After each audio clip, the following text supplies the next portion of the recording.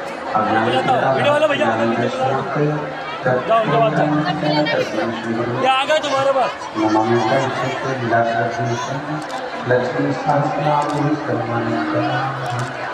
चतुर्भीष चतुर्भीष चतुर्भीष संस्कृत समझाए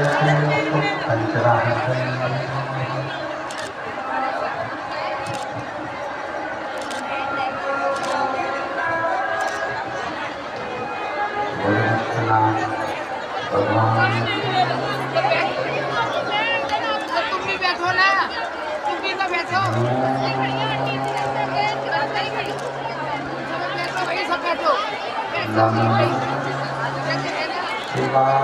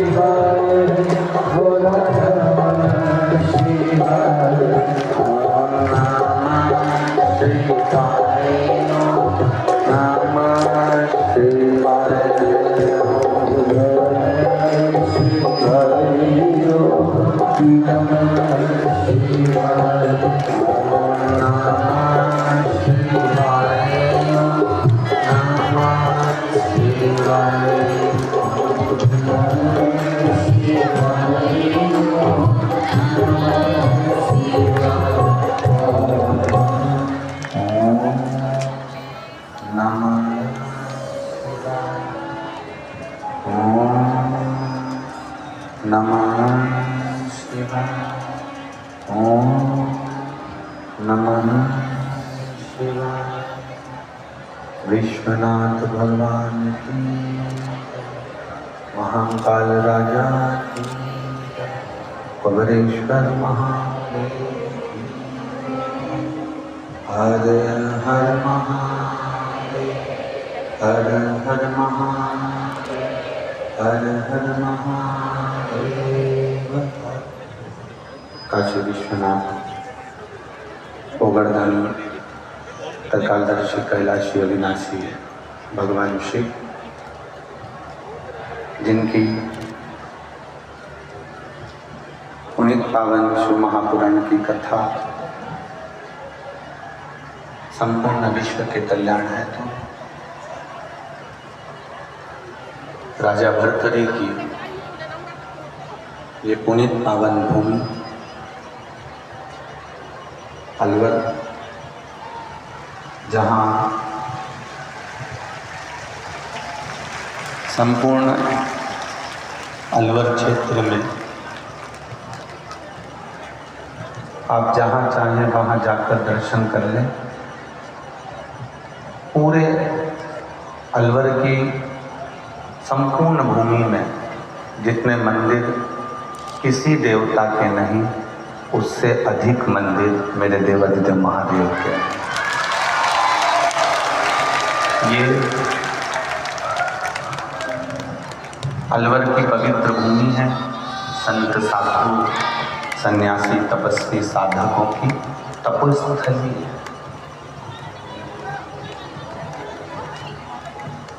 यहाँ जितने संत हुए हैं, यहाँ जितने साधक हुए हैं, यहाँ जितने भी साधु सन्यासी तपस्वी साधक हुए हैं, इस पवित्र भूमि पर आकर उन्होंने तप कर कर भगवान की अविरल भक्ति को प्राप्त किया है। ऐसी पवित्र भूमि यह अलवर की है। मैं कथा के मुख्य यजमान श्री प्रमोद विजय जी, श्री कपिल शर्मा जी, श्री अरविंद खंडेलवाल जी, श्री सत्यनारायण खंडेलवाल जी, श्री श्याम खंडेलवाल जी, श्री दिनेश खंडेलवाल जी को धन्यवाद देता हूँ, जिन्होंने इतना सुंदर आयोजन आयोजित कर संपूर्ण समिति को गठित कर सारे कार्यकर्ताओं को एकत्रित कर और एक नया सुख संपूर्ण अलवर की भूमि को दिया। एक बार जजमान परिवार के लिए जोरदार ताली बजाकर साधुवाद नंदन अभिनंदन। और यहाँ विराजमान सभी ब्राह्मण देव, संत देव, गुरुजन, तपस्वी जन, बुजुर्ग माता पिता और जितने भी प्रतिष्ठित बंधु और अन्य जीव जितने आए हैं, सभी के चरणों को नमन करते हुए कथा के इस पावन पंडाल में प्रांगण में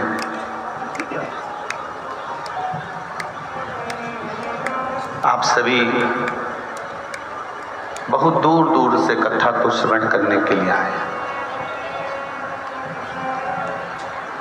जहां से भी आप यहाँ पधारे हैं, सावन का महीना है, भगवान शिव से प्रार्थना जरूर करना कि ऐसी झोली खुशियों से हमारी भरना कि हम भी जिंदगी में एक बार शिव महापुराण की कथा जरूर करवा सके। ऐसी कृपा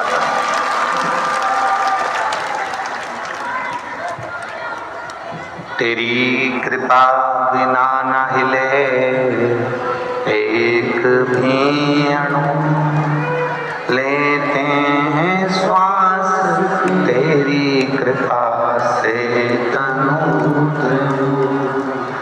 बखान क्या करूं मैं राखों के ढेर का, चपटी बबूत में है खजाना कुबेर का।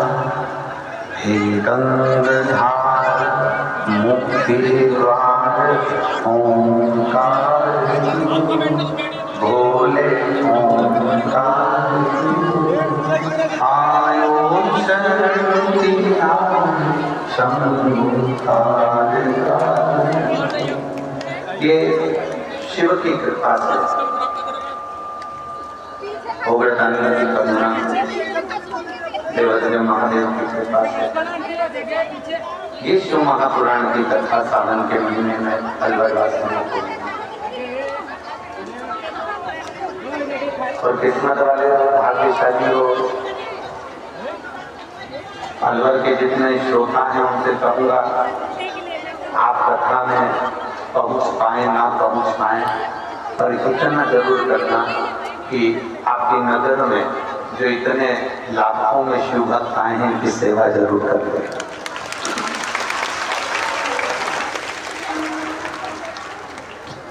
अगर इनकी सेवा ही कर ली ना सावन महीने में, तो आपको कथा श्रवण करने का नहीं फल प्राप्त।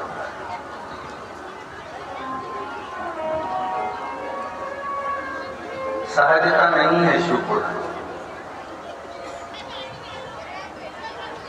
जलवृष्टि भी होगी क्योंकि सावन है, कीचड़ पानी भी होगा, सावन है। कोई कहे इतना कीचड़ हो गया, इतना पानी हो गया, इतनी इतनी व्यवस्था होने पर भी कीचड़ पानी ये अपना काम करेगा, क्योंकि सावन का महीना ये सारी दुनिया को मालूम है कि पानी गिरता है। छुपा तो किसी से। और शिव तो वैसे भी परीक्षा बहुत लेता है। मेरा उघड़दानी, मेरा देवदेव महादेव परीक्षा बहुत लेता है। उन्होंने राम जी की परीक्षा ली, उन्होंने भगवान कृष्ण की परीक्षा ली, अर्जुन की परीक्षा ली, भीष्म पितामह की परीक्षा ली, राजा दशरथ जी की परीक्षा ली, राजा जनक जी की परीक्षा ली। ऐसा नहीं कि परीक्षा नहीं लेता, बहुत बहुत लेता।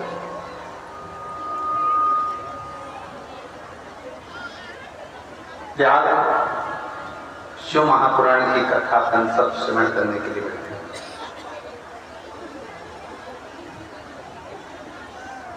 और इस त्याग शिव महापुराण की कथा का लक्ष्य है कि बुरा विचार हमारे भीतर अगर आ जाए, बुरे विचार हमारे अंदर अगर प्रवेश कर जाए, तो हम उसका त्याग करते हैं।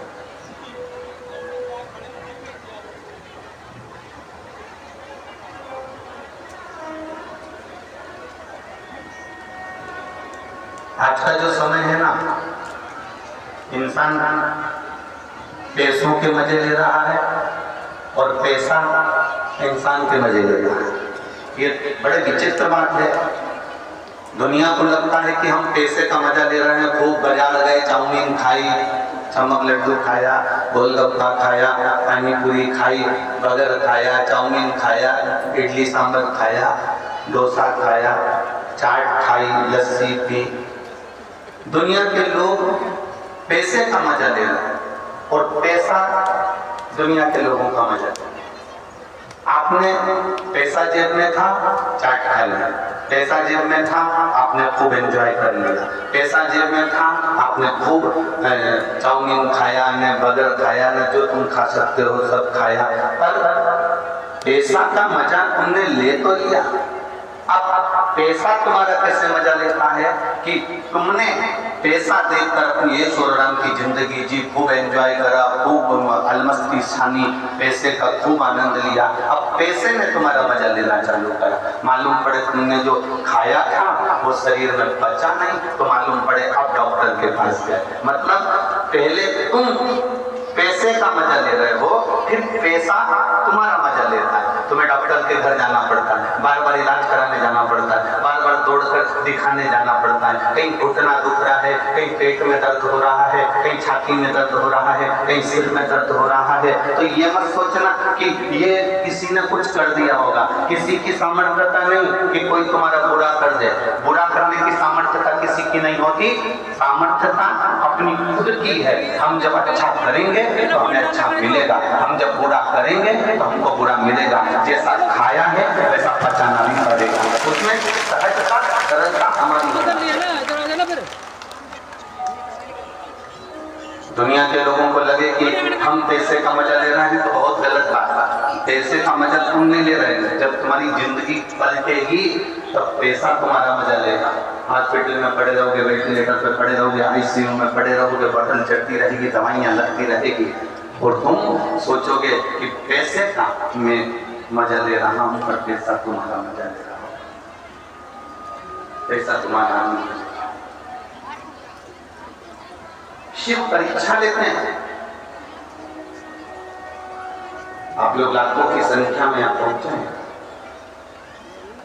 आप में से कई लोग ऐसे होंगे जो तुम्हारी पड़ोसन कभी तो अगरबत्ती नहीं लगाती होगी, मंदिर नहीं जाती होगी, देवालय शिवालय नहीं जाती होगी, परंतु उसको सारा सुख भगवान ने दिया होगा। आपके मन में ये विचार रखा होगा कि हम तो रोज भगवान के मंदिर जाते हैं, हम रोज भगवान से प्रार्थना करते हैं, हम रोज भगवान से विनय करते हैं, हम रोज भगवान से निवेदन करते हैं, हम रोज जल चढ़ाने जाते हैं, हम रोज मंदिर जाते हैं, हम रोज परिक्रमा लगाने जाते हैं, हम रोज भगवान की भक्ति करने जाते हैं, उसके बाद भी हमारी जिंदगी में दुख क्यों आए? और जो कभी मंदिर ना जाए, देवालय ना जाए, शिवालय ना जाए, भगवान की भक्ति में ना जाए, उसके घर में सुख ही सुख। ये हमारा आज का नहीं है, ये हमारे पूर्व का है, जो हम करके आए हैं वो आज हम हो गए। अहंकार में जिंदगी मत जीना। गाड़ी में घूम रहे हो तो ये तुम्हारा पुराना प्रारब्ध है, बंगले में रह रहे हो ये तुम्हारा प्रारब्ध है पुराना। और खंडेलवाल परिवार से निवेदन है, अगर शिव महापुराण की कथा आप यजमान पद अगर आपको मिला है तो ये आपके पूर्वजों का पुराना प्रारब्ध होगा, जो ये कथा का यजमान पद मिला, ये हमारे पूर्व का प्रारब्ध। कोई संस्थाएं इसमें जुड़ी हुई हैं, समितियां इसमें बनी हुई हैं, वो अगर सेवा में लगी हैं तो ये विचार कर लेना कि हमारे पूर्व का प्रारब्ध है। हमारा कुछ नहीं है, ये हमने जो पूर्व में किया था वो आज हमको मिल रहा है।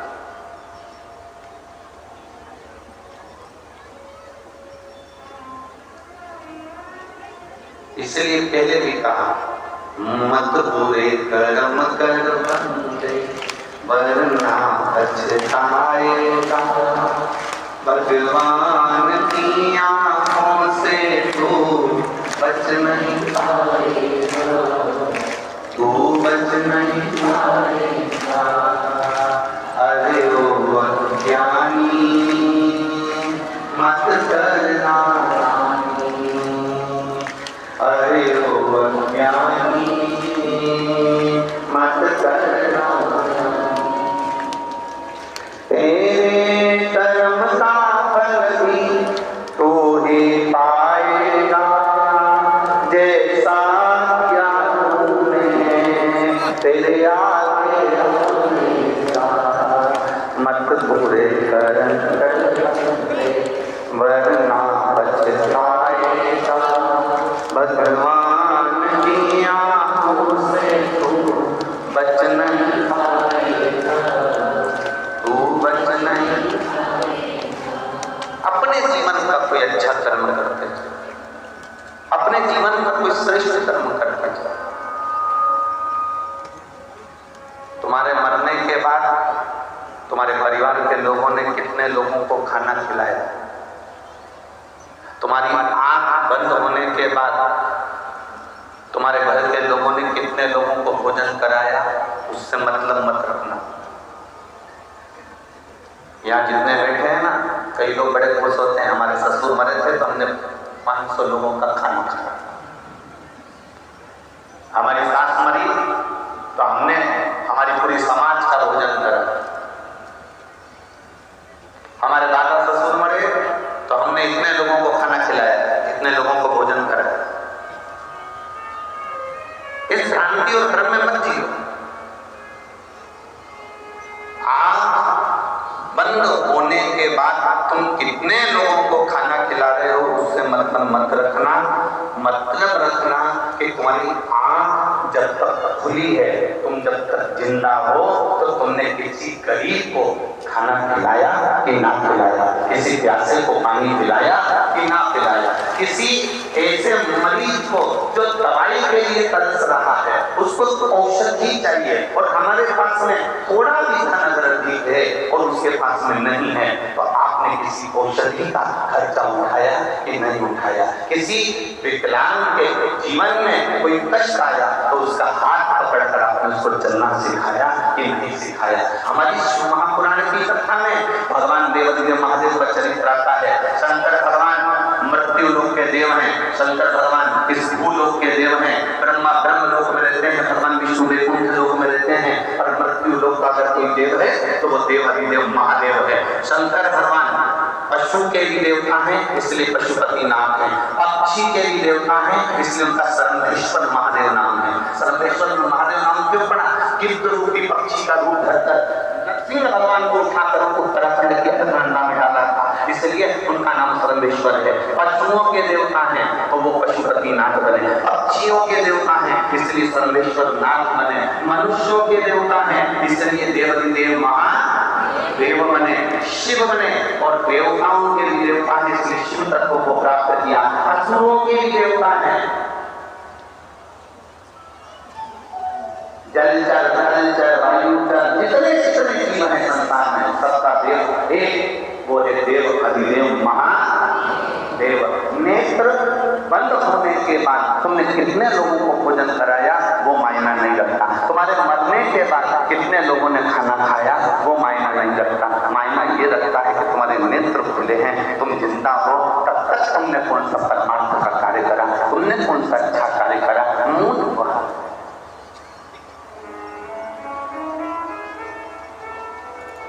कई कई माताएं बड़ी अकड़ में कर देती हैं, वो तो मैं जिंदा हूं ना इसलिए ये घर चल रहा था, जिस दिन मैं नहीं रहूंगी ना आटेदार का भाव मन उखड़ जाएगा। जिंदा हो तब लोग दाल रोटी चावल खा रहे हैं, ये अंदाजे मत रहना कि तुम जिंदा हो तो घर चल रहा, एक बार मर के ही देख लो, मैं क्या टेंशन। जैसे ही मरोगे ना तुम कह रही हो कि भूखे मर जाओगे, पर जिसके यहाँ कोई मरता भी है ना तो बाजू तेरे में सबसे पहले 70 की गोली आके लुकती और गुलाब जामुन की तैयार करती है। कौन सा फर्क पड़ गया किसी को तुम्हारे मरने से? इस सफर में मत गिना कि मैं जिंदा हूं तो घर चल रहा है, मैं करा रहा हूं तो हो रही है, मैं कहूंगा तब होगा, तुम्हारे करने से कुछ नहीं होता। ध्यान रखना, तुम जिंदा हो तो भी रोटी मिल रही हो, तुम मर जाओगे तो भी रोटी मिलेगी। पक्षी हो, पशु हो, जलचर हो, थलचर हो, जमीन पर रहने वाले जीव हो, चाहे आसमान में उड़ने वाला जीव हो, सबका पेट भरने वाला मेरा देव महादेव है, इसलिए उसका नाम विश्वनाथ है, मतलब विश्व को अनाथ नहीं दे सकता इसलिए उसका नाम नाथ। वो सबका पेट भरता है, बोल का नारा है, इतना दिमाग बोलोगे तो हो गया कल्याण तुम्हारा। बोल का नारा है, अब सही बोले, हमें तो लगता था कि अल्लाह के लोग अच्छा बोलते पर मालूम पड़ा ठीक बोलते। उसकी भक्ति करो, मैं मर जाऊंगी तो क्या होगा, कुछ नहीं होगा। तेरा तेरा दिन याद करें क्यों रे नर सुमिरन क्यों, तुझे कितने दिन याद रखेंगे तेरे खड़ा तेरे मरने की बात। तेरा तेरा दिन, अरे बोलो तो तेरा तेरा दिन क्यों रे नर सुमिरन, तुझे केवल तेरा दिन याद करेंगे। पहला दिन तो उसको निपटा इसलिए, तीसरे दिन मट्टी समेट की इसलिए, बाकी के दिन बैठकर उन्होंने तकरीर करी कि किसको बुलाना किसको नहीं बुलाना, और तो लोग बैठने कितनी विचित्र जिंदगी हो गई लोगों की। बैठने कब जाते हैं जब कोई अरे बोलो देखते मर जाता, मतलब आज के व्यक्ति को बैठने की भी फुर्सत नहीं कि जीते ही बैठेगा, बैठने की जब गया तब निकल गया।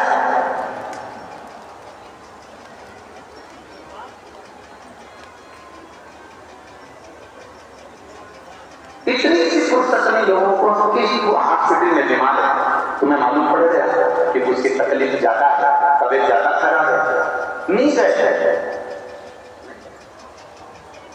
और अब वो चले गया तब लोग बैठने के लिए गए।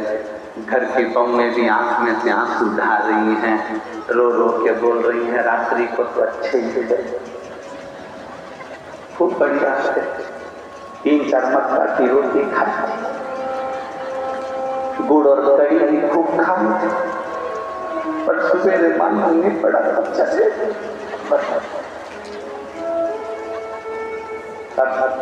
दो चार को बताया, ये गई, उसके बाद दो चार और आ गई, उन्होंने फिर वो बैटरी आई, बहुत अच्छे थे, फिर बताना चालू करा। रात को तो अच्छे से दो चार मक्का की रोटी खाई, कड़ी और गुड़ खाया, मर गए, मालूम नहीं पड़ा। फिर वो चली गई, फिर किसी को बताया।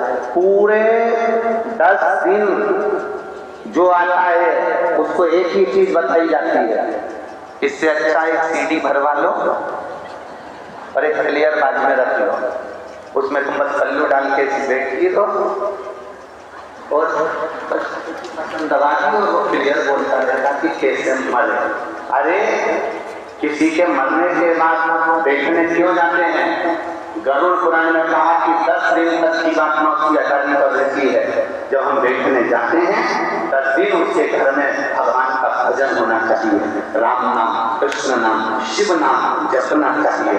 क्यों? वो जो गया है वो अटारी पर 10 दिन तक गरुड़ पुराण के वो जीव रहता है। 10 दिन हम जितना भजन करते हैं उस जीवात्मा को प्राप्त होता है और उसका कल्याण हो जाता है। और भजन कोई नहीं करता, सब गए, बैठे, उठे, चल दिए, बैठे, माला चढ़ाई, फूल चढ़ाया, चल दिए। पर कोई ऐसा नहीं होगा जो थोड़ी देर बैठकर राम नाम, कृष्ण नाम, शिव नाम जप करता। किसी को फुर्सत नहीं, किसी के उठावने में, उठावना जानते हैं आप लोग? इधर साइड होता है उठावना, वो लोग फोटो पे माला चढ़ा के टेबल पर रखते थे और बहुत सारे लोग इकट्ठे होके आते, लेडीज इधर बैठ जाती, जेंट्स इधर बैठ जाते, सब लोग इकट्ठे होके बैठे, थोड़ी देर बाद चले जाते। 4 बजे का इंतजार करते, 3 बजे का इंतजार करते, बस टाइम देख के आते हैं कि 4 बजने में कितनी देर है, 5 मिनट पहले पहुंचेंगे, बैठेंगे, चल ना। किसी के यहाँ जाओ तो भगवत भजन के लिए स्मरण, एक लगन लगाकर जाना कि मुझे शिव तत्व की भक्ति प्रदान करना, लेना भी है, देना भी।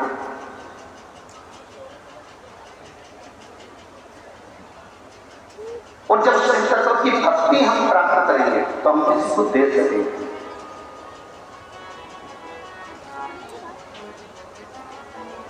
कुछ है आपके पास में तो आप दे, कुछ नहीं है आपके पास में तो आप कुछ नहीं दो। नंदराज जी के पास में 10 लाख गाय थी, भगवान कृष्ण का जन्मोत्सव मनाया तो गौओं का दान दिया। राजा जनक जी के पास में माणिक रतन थे, बेटी सीता जी का जन्मोत्सव मनाया तो माणिक रतन दिया। दशरथ जी के घर में जो था, राम जी के जन्मोत्सव पर उन्होंने बोल उठाया। हमारा निवेदन केवल आपसे है कि आप अपनी जिंदगी में आपके पास जो हो आप बोल उठाओ ना। हमने तो कभी इतिहास से नहीं कहा कि तुम लाखों की संपदा लुटा दो, करोड़ों का धन लुटा दो, बहुत सारा पैसा लुटा दो। हमने कभी ये नहीं कहा आपसे कि आप करोड़ों की जायदाद लुटा दो। हम तो इतना कहेंगे कि आपको परमात्मा ने जन्म दिया था, 21,600 श्वास परमात्मा ने देकर भेजा था, 3.5 करोड़ रोमचित्र परमात्मा ने देकर भेजे थे। 21,600 श्वास तुम्हारे पास में है। आप धन मत लुटाओ, आप संपदा मत लुटाओ, आप वैभव मत लुटाओ। आपसे तो केवल इतना निवेदन है, 21,600 श्वास जो परमात्मा ने तुमको दी है, उस 21,600 श्वास में जो तुम राम नाम, कृष्ण नाम, शिव नाम ले रहे हो, वो भजन दुनिया को लुटाने का कार्य कर दो। जीवन में अनुभूति अपने आप आपको प्राप्त हो जाए।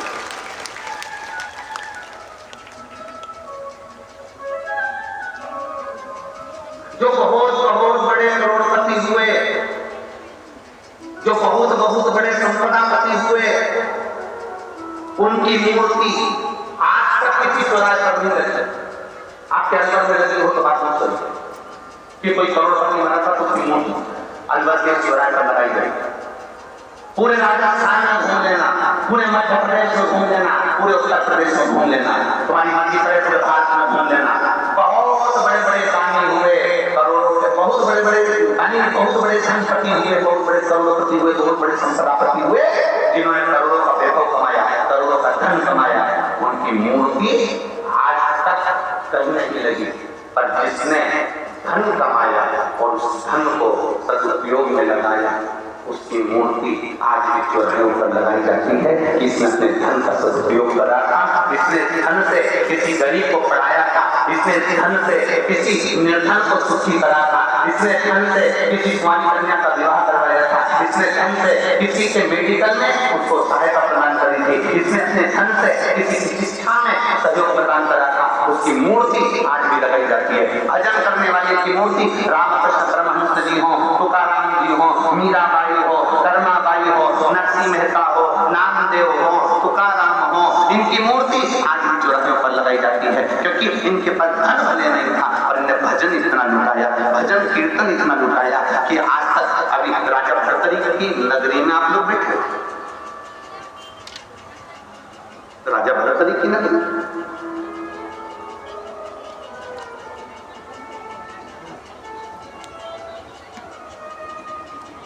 जिनको अपनों ने चोट दे दी और वो संत साधु बनकर, सन्यासी बनकर तब साधना में लीन हो गए।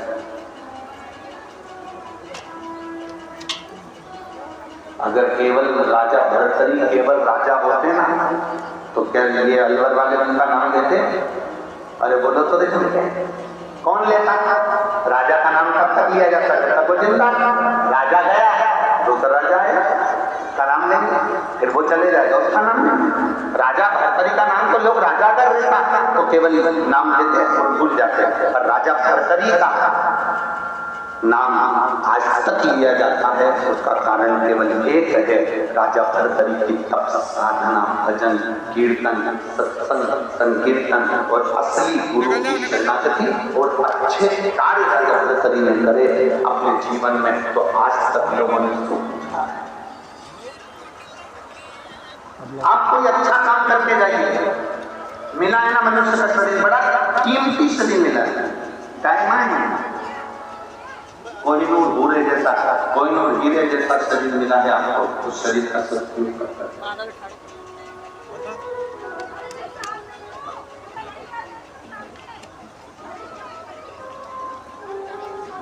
ये जिसके बैठे हो ना, और जितने लोग आस्था चैनल पर कथा सुन रहे हो, जितने फेसबुक पर कथा सुन रहे हो, तुम अपने आप को कम कीमत वाला मत समझना, करोड़ों में कीमत है तुम्हारी, बड़े कीमती हीरे हो तो बस अपने आप को हमें मेहनत कर, कर्म कर, परिश्रम कर, अपने आप को हमें निखारना, अपने आप को निखारना। कोई बाबा, योगी, संत, साधु, सन्यासी, तपस्वी, साधा तो आपसे ये जरूर कह देगा कि आपको परिश्रम तो करना पड़ेगा। तुम कितना कोई अगर बेटी हो तो आपकी लग सकती है, आप ही हैं, आज एक बार हाथ मिला तो वहाँ बहुत बहुत बधाई। आपके बेटे का जो इंडियन नेवी में हुआ है उसके लिए साधुवाद है आपको, बहुत बहुत आपने पत्र लिखा। गुरुदेव शिव महापुराण का क्या वर्णन करें, दिल्ली में बाबा से विनती कर देखी कि जिस पंडाल में भी जाऊंगी आपके नंगे पर जाऊंगा और मेरे बेटे का बस जॉब लग जाए, सरकारी नौकरी लग जाए। मेरे बेटे से मैंने खूब मेहनत करने का बोला और कहा डट के मेहनत कर, अब की बार बाबा पर भरोसा कर। पशुपतिनाथ का व्रत किया और बाबा की कृपा से मेरे बेटे का इंडियन नेवी में सिलेक्शन हो गया। इसलिए मैं बाबा के धाम में यहाँ चल कर आई हूँ, बाबा को प्रणाम करती। देखिए माँ, बहुत बहुत बधाई आपका। खाली न जाता कोई, आप भी बोलिए, दर से तुम्हारे मैं भी खड़ा हूँ, बाने पसारे अपने गए लगा लो, गिरा जा रहा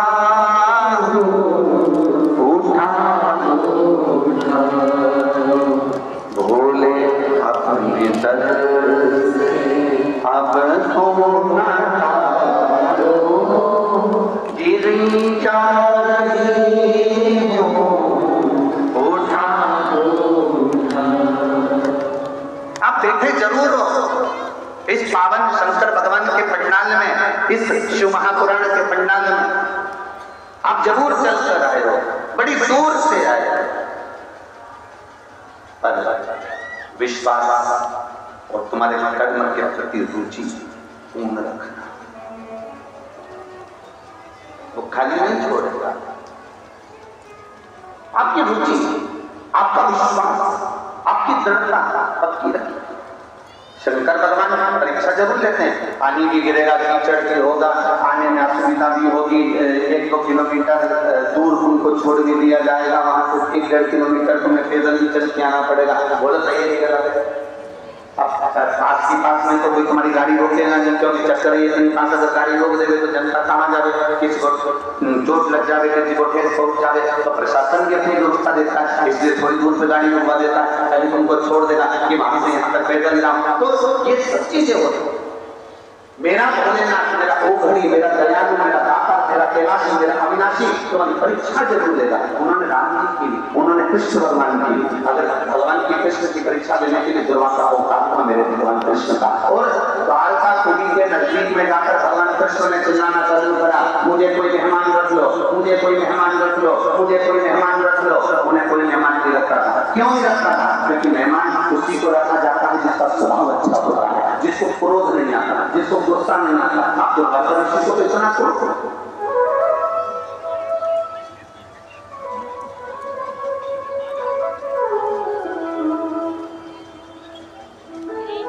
दुर्वासा बाबा को कितना करो, जरा सी गलती हो जाएगा तो गुस्सा हो जाएगा।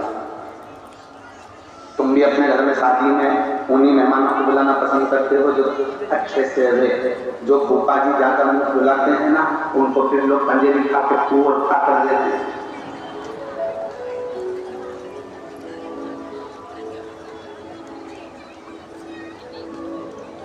पंजेबी खा के कुंवर का मतलब वो सत्यनारायण भगवान का प्रसाद दिखता है, उसको मुंह में भर लो, फूफा बोल रही बात। पहले तो बोलोगे फू, और फिर पंजेबी गई जो अपने स्वभाव को नहीं सुधार पाता, उसको लोग प्रेम नहीं करते, उसको लोग स्नेह नहीं करते, उससे लोग विरोध नहीं करता।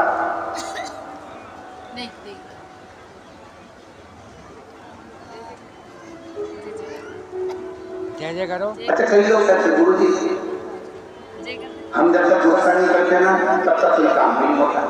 हम कहते हैं ऐसा नहीं कि तुम गुस्सा करोगे तो काम नहीं होगा, या गुस्सा करोगे तो होगा। प्रेम से ही सब कुछ होता है, सब कुछ। ऐसा नहीं कि प्रेम बिना नहीं गुरु जी, प्रेम से आज के जमाने में कुछ नहीं है। हम कहें पत्नी चिल्लाकर बात करती है, पत्नी अपशब्द कहकर बात करती है, पत्नी आरे तेरे संबोधन देकर बात करती है, पति उसका संबोधन का पलटवार हमेशा प्रेम से ही करता है। एक पत्नी ने पति से कर दिया, तुम्हें तो अक्ल नहीं है, तुम तो जान मरो। इतने में पति ने भी कह दिया, तू झूठ नहीं बोल रही, बिल्कुल सत्य करती है, तू मेरी जान और मैं तेरा वर। तू गलत कहाँ बोल सकती, तू जान और मैं वर, उसमें अंतर क्या है? वो पलट दे रहा है, जवाब दे रहा है, तब उसमें क्रोध नहीं है, उसमें चिड़चिड़ाहट नहीं है, उसमें वात्सल्य है, उसमें प्रेम है।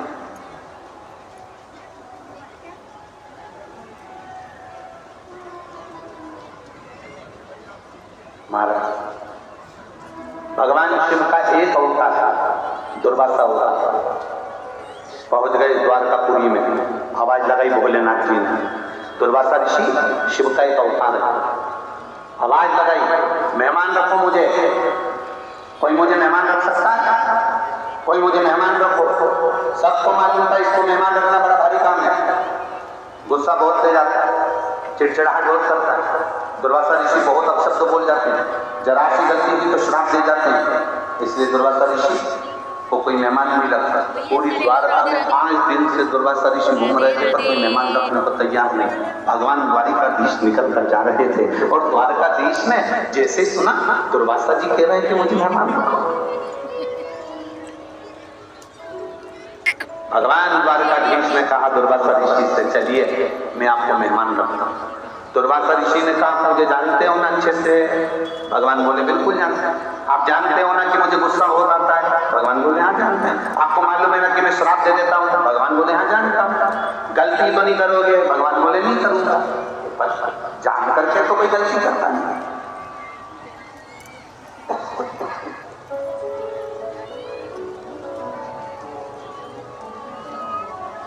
चलिए चल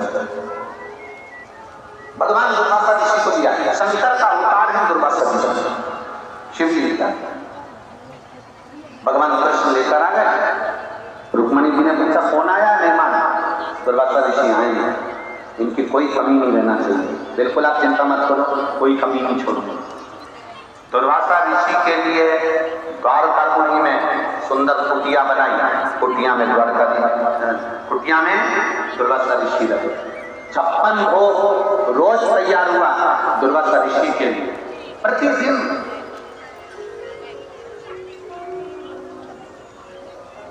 प्रतिदिन 56 भोग तैयार, क्योंकि कब क्या मांग ले कोई भरोसा नहीं। आज दुर्वासा ऋषि भोजन कर रहे थे और भोजन करते करते तभी दुर्वासा ऋषि के मन में आया कि चलो कुछ ऐसा करा जाए कि भगवान द्वारिकाधीश भी मुझसे थोड़ा सा चिढ़ जाए। परीक्षा तो परीक्षा। और दुर्वासा बाबा ने जिस कुटिया में रह रहे थे उस कुटिया में आग लगा दिया। कुटिया धड़क कर जलने लगी। सारे द्वारकापुर वासियों ने पानी डालकर कुटिया की आग बुझाई। द्वारकाधीश आ गए। कुटिया में आग कैसे लगी, किसने लगाई? सब आपस में बात कर रहे थे। इतने में दुर्वासा ऋषि पीछे से आकर द्वारकाधीश के कंधे पर हाथ रखकर कहते हैं आग मैंने लगाई। तो भगवान द्वारकानाथ ने पूछा अपने घर में आपने आग लगा दी क्यों? भगवान बोले मेरी मर्जी, क्योंकि मैं तो मेहमान आग नहीं लगा सकता। भगवान द्वारिकाधीश ने मन में सोचा ऐसा मेहमान किस काम का जो आग लगा दे अपने घर में? मैं तो मेहमान आग लगा सकता, कोई बात नहीं बुझाओ। भगवान को मालूम पड़ गया द्वारकाधीश को कि परीक्षा लेना है। आगे चले। इधर तो कुटिया जल रही है, इधर दुर्वासा बाबा ने कह दिया कि मुझे भूख लग रही है, मेरे खाने के लिए खीर लेकर आओ। भगवान ने 56 भोग बनवा के रखे थे। रुक्मणी जी खीर लेकर आ गई जो दुर्वासा ऋषि को दी। दुर्वासा ऋषि ने खीर खाई। आधी खीर दुर्वासा ऋषि ने भगवान कृष्ण पर भेज दी। झूठी खीर दुर्वासा ऋषि आधी मुख से खाई खीर द्वारकाधीश पर फेंकी। कटोरा नीचे गिरा, खीर भगवान कृष्ण के शरीर पर थी और कृष्ण के शरीर पर खीर लगी है। और इतने में दुर्वासा ऋषि ने कहा सुनाओ द्वारकानाथ, जो खीर मैंने तुम्हारे ऊपर फेंकी है पूरे शरीर में मलो। भगवान द्वारिकाधीश ने उस खीर को पूरे शरीर में मला। मलते से रुक्मणी जी हंस दी और रुक्मणी जी के चेहरे पर हंसी आ गई कि ऐसा मेहमान पकड़ कर लाए हो जो तुम्हारी इज्जत नहीं कर रहा।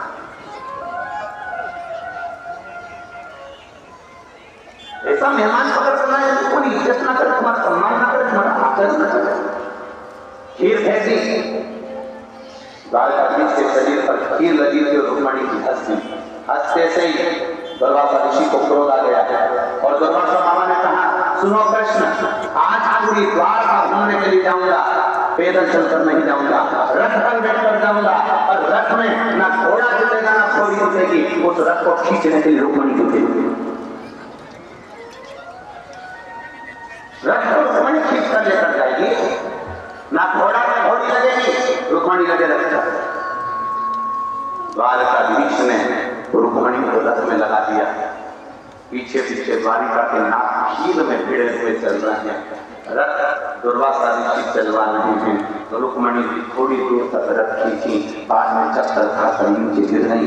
गिरते से तभी दुर्वासा ऋषि ने उन पर जल का छींटा दिया है और जल का छींटा देकर कहा सुनो द्वारकाधीश, इस रुक्मणी ने मेरी हंसी उड़ाई है, मुझे द्वारका का पूरा दर्शन नहीं कराया, इसलिए तुम्हें द्वारकाधीश अपने महल से अपने नगर से रुक्मणी का त्याग करना पड़ेगा।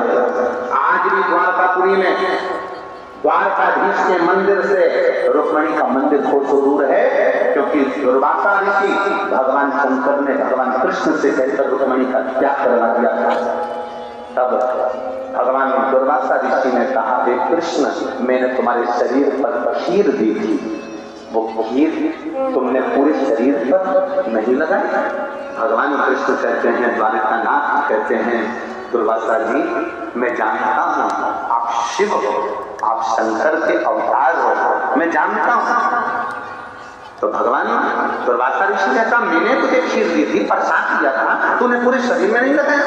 इतने में दुर्वासा ऋषि के शब्द सुनकर द्वारिकानाथ कहते हैं, प्रभु पूरे शरीर में लगाया। भगवान दुर्वासा जी ने कहा, पूरे शरीर में लगाया पर पांव के तलवे में नहीं लगाया।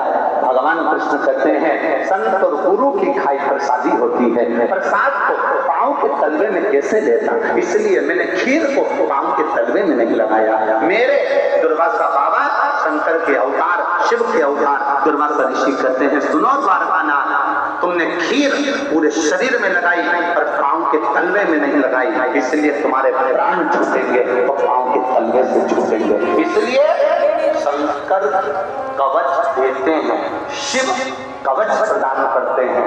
पांव के तलवे में वो खीर नहीं लग पाई थी, इसलिए जरा नाम के व्याघ्र ने जो बाण छोड़ा था वो कहाँ लगा था?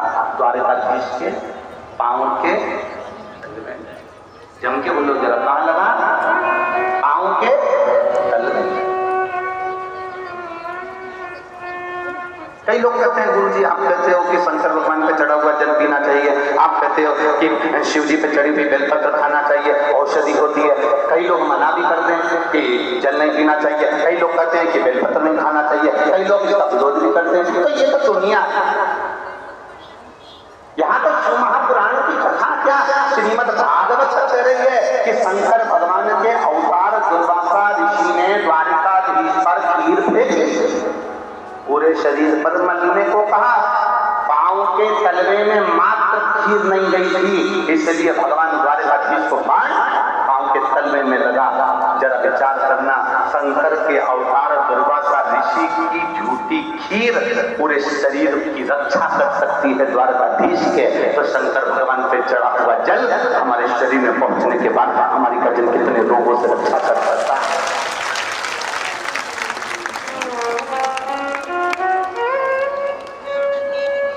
ये तो दुनिया का एक भाव है।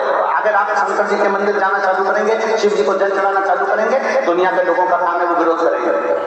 आप कोई अच्छा काम करने का कारण बनाएंगे, ये दुनिया की नीति है वो विरोध करेगा।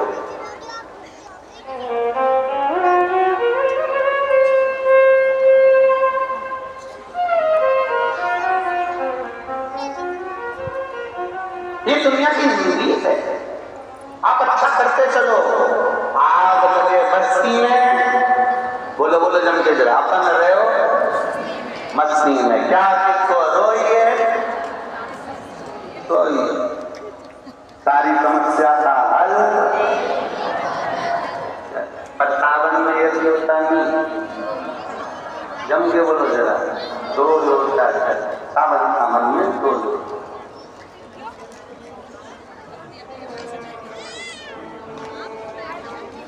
अब इसमें क्या विचार है?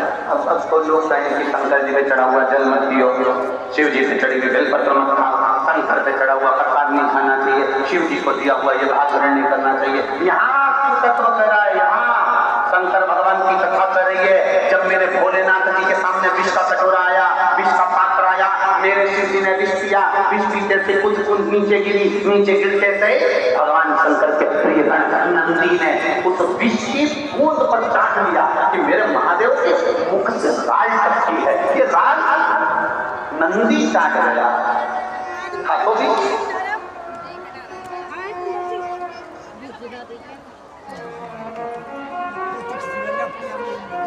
उस विष की बूंद पर नंदी चाट गया।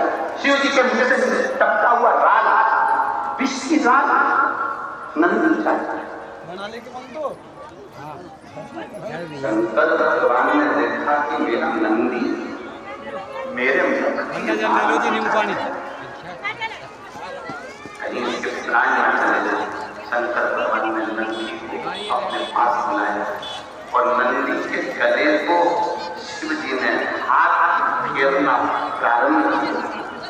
आज भी गाय, बछड़े, नंदी, बैल जब आप हाथ फेरना प्रारंभ करते हो उसके गले में, तो बैल अपने मुख को ऊपर करता है।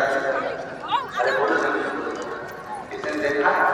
आप गाय के गले पर हाथ फेरो, गाय में ऊपर करेगी, बछड़े के ऊपर हाथ फेरो, बछड़ा में ऊपर करेगा, बैल के ऊपर हाथ फेरो, बैल के ऊपर करेगा, नंदी के ऊपर हाथ फेरो, नंदी के ऊपर करेगा। क्यों करता है?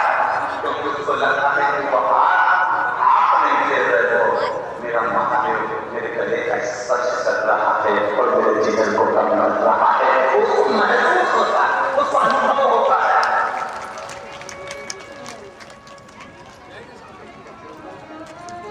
छोटे छोटे बच्चे कहते हैं मम्मी देखो मम्मी के ध्यान बने मैं गाय को गाय कर करेगी मेरी ये मेरा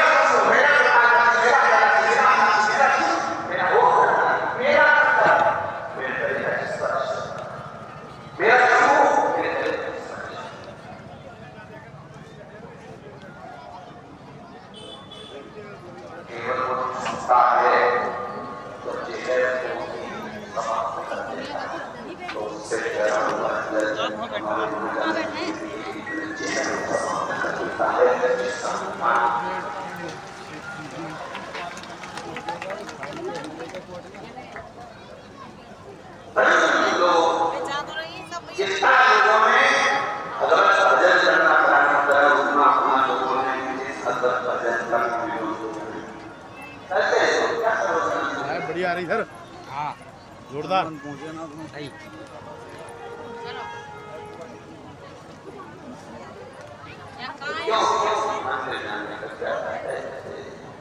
लोग कहते हैं कि गुरुजी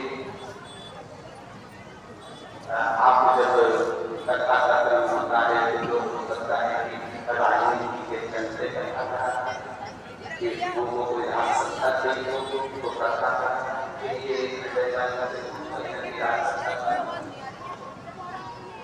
कोई सत्ता के नशे में कथा नहीं करता, राजसत्ता के लिए कथा नहीं की जाती, वैभव कुर्सी की प्राप्ति के लिए कथा नहीं करी जाती। कथा केवल 5 वर्ष के बाद शासन के लिए नहीं करी जाती। कथा मेरे परमात्मा के चरणों की धूल जिंदगी भर प्राप्त करने के लिए करी जाती है। उस परमात्मा के चरणों की उस परमात्मा के चरणों पर कई लोग कहते हैं कि इसके लिए कथा करते होगी, उसके लिए कथा करते होगी। कथा जो होती है वो परमात्मा की प्रणाली की प्राप्ति के लिए, राम कृष्ण के चरण में जाए, शिव के चरण में जाए। ये जिस दिन कथा समापन होना उस दिन थोड़ी देर खड़े रहकर यहाँ का दर्शन करना। जिस दिन कथा समापन हो उस दिन यहाँ का दर्शन करना। जब यहाँ से लोग जाते हैं ना तो जहाँ बैठते हैं वहीं की थोड़ी थोड़ी मिट्टी उठा कर ले जाते हैं। ऐसी कथा कभी जिंदगी में नहीं सुनी होगी कि जहाँ बैठकर लोग मिट्टी की भर कर ले जाते हैं। मैं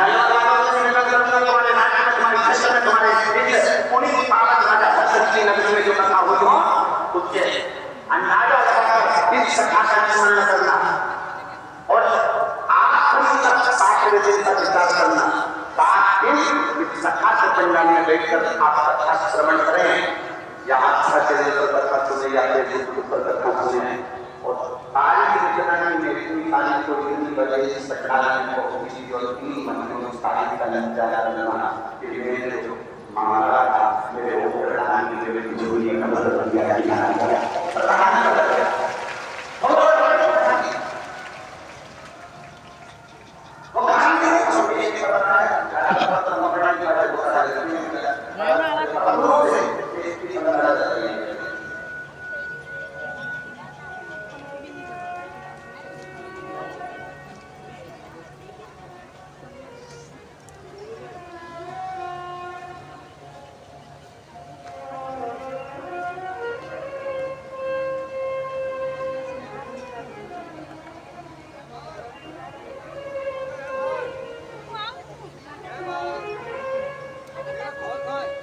है फोन के नाम पे घंटी मार रहा हूँ, घर पे मिल गया, देख दुकान मिल गया।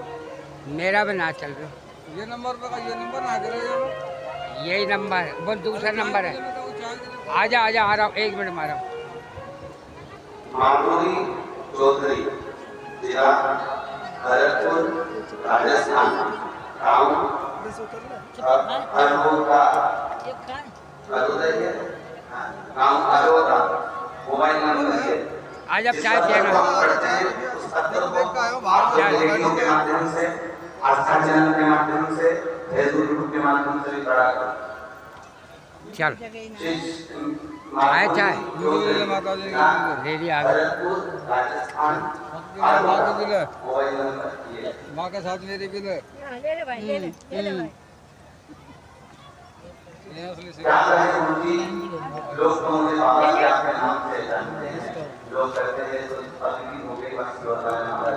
आप के बारे में कुछ कहना चाहते हो?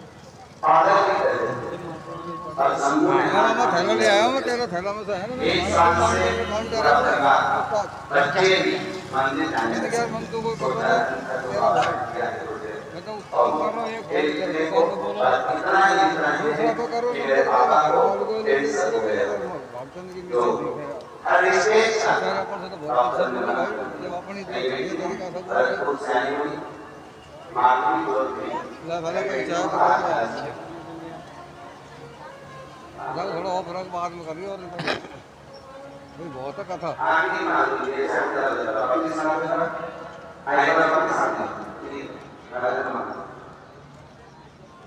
आप कैंसर हो गया, हर रिश्ते का कैंसर डॉक्टर ने कहा आप सारे तरह के ऑपरेशन के लिए पूरी भी नहीं पता चली कि मुझे अल्लाह एक लोटा जल और समझा कर चढ़ाई गई है। पहले पता चला कि हमारे पच्चीस की ना पता नहीं है मेरे देवता के महान जूता टूट गया सारा यार। बंद हो गए जमान, चल तो सारे बंद कर दो, पिला के लाओ।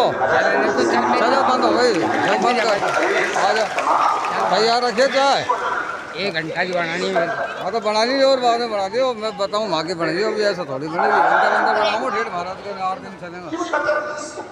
अरे यहाँ के मतलब यार, जब घर में बैठूँगा कुर्सी पे जब लीजिए, फिर भैंस में नकारात देखूँगा, पागल हो रहा है यार। नहीं तो मैं जा रहा हूँ, बहुत सड़ेगा यार। यार चल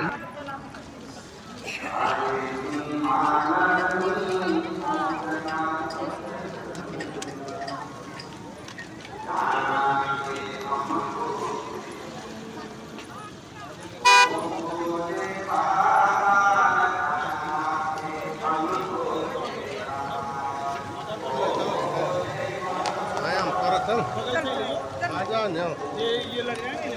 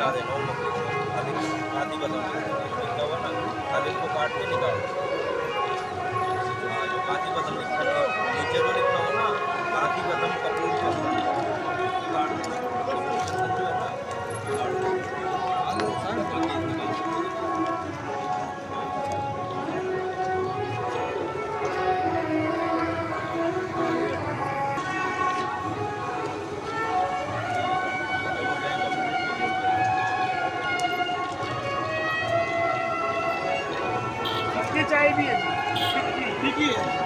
हाँ